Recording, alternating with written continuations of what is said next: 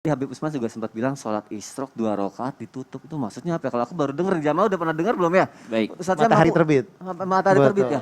Ustaznya boleh deh dijelasin sholat isyraq 2 rakaat itu sama kayak sholat duha, maksudnya bagaimana sih? Bismillahirrahmanirrahim. Tabi guruku Ustaz Maulana Habib Utsman Masoni serta para alim ulama dimuliakan Allah Subhanahu wa taala. Subhanallah, Allahu akbar, Allahu akbar, Allahu akbar, la ilaha illallah, Allahu akbar walillahil hamd. Mayoritas ulama fuqaha mengatakan sholat isyraq itu ya sholat duha. Namun sebahagiannya lagi membedakan antara isyraq dan juga sholat duha. Ikhtilaful ulama. Kalau kita mau sempurna ya isyraq juga ya duha juga gitu. Jadi setelah dia melaksanakan sholat isyraq berarti sudah masuk waktu duha. Ya laksanakanlah sholat duha di dalamnya. Bedanya sholat isyraq itu adalah bersambung dengan sholat subuh.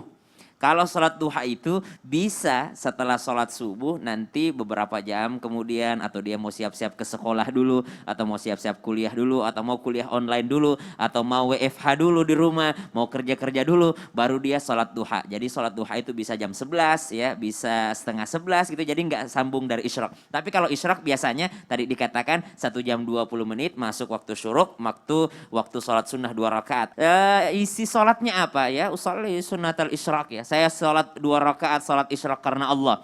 Atau kalau nggak pakai usolli juga boleh. Saya berniat sholat 2 rakaat karena Allah. Ya, sholat sunnah 2 rakaat karena Allah. Bacaannya apa? Yang rakaat pertama boleh baca asyams wasyamsi waduhaha. Rakaat kedua boleh baca ad-duha. Tapi kalau nggak hafal boleh kul ya kulhu. Kulhu double juga nggak apa-apa. Jadi kita mudahkan jamaah nih. Kulhu double pun nggak apa-apa. Karena di masa Nabi SAW ada orang yang bukan sholat sendiri, ngimamin kulhu terus ya. Dilapor sama Rasulullah, ya Rasulullah imam di sana itu kulhu terus dia baca. Gimana? Dipanggil orang yang kenapa kulhu terus? Saya cinta sekali dengan surah Al-Ikhlas ini. Kenapa? Karena satu-satunya surah yang tidak ada permintaan di dalamnya itu surah Al-Ikhlas katanya.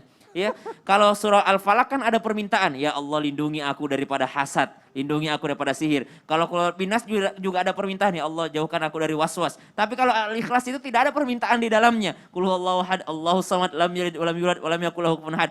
Jadi aku benar-benar ikhlas memuji Allah saja dalam sholatku. Maka subhanallah, tadi dijelaskan hadisnya oleh Habib, maka pahalanya adalah umrah haji sempurna. Bayangin, orang berangkat dari Jakarta ke Jeddah. Dari Jeddah ada yang ke Mekah atau ada langsung dari Jakarta ke Madinah. Tapi dari Jeddah ke Mekah, bayangin ongkosnya dan capeknya. Sampai di sana pulang-pulang ternyata hajinya tidak sah. Ya. Sampai di sana ternyata pulang-pulang hajinya tidak mabrur. Ya. Karena di dalamnya ada fusuq wala jidala fil hajj. Ada pelanggaran-pelanggaran yang dilakukannya. Ya. Atau mungkin tidak niat ikhlas karena Allah Subhanahu wa taala. Korupsi, uang korupsi dipakai haji gitu ya. Menipu orang lalu uang tipuan dipakai haji. Tidak sah hajinya. Ini tidak berangkat ke Mekah. Tidak capek tapi pahalanya sempurna. Berangkat aja belum tentu sempurna. Nah ini subhanallah tidak berangkat tapi mendapatkan pahala yang sempurna. Pertanyaan kedua, Ustadz tadi kan syaratnya berjamaah. Ini pandemi, PPKM, ternyata masjid kegiatannya di dekat rumah saya itu tempat saya berjamaah selalu itu tutup. Apakah saya masih tetap bisa sholat isyraq?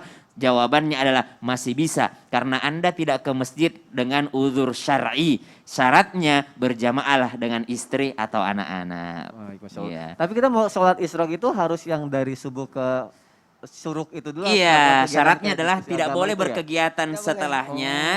Itu diisi dengan berzikir. Keringanannya adalah ada ayat begini, alladzina yadhkurunallaha qiyaman wa qu'udan wa 'ala junubihim. Orang yang berzikir dalam keadaan berdiri, duduk ataupun berbaring semuanya dianggap zikir. Jadi bukan berarti habis tahiyat, salam terus di situ aja sampai 1,5 jam, enggak begitu. Bukan. Iya, boleh gitu. Dia berdiri tapi tidak dengan mengingat dunia. Berdiri, pindah tempat, kata pengurus masjidnya pindah-pindah lupa mau dipel nih. Misalnya ada pengurus gimana? Saya mau sholat isya Pak, jangan pindahin saya enggak gitu juga. Boleh pindah tapi tetap mengingat Allah. Pengajian kah apa baik. Tidak ada salat sunat sesudah subuh. Tidak ada salat sunat. Nanti boleh salat sunat sesudah subuh setelah masuk waktu syuruk. Jadi batasnya salat kan sesudah asar sesudah subuh haram salat sunat. Nanti ada setelah masuk waktu syuruk. Masya Allah. Terima kasih guru-guruku untuk penjelasannya.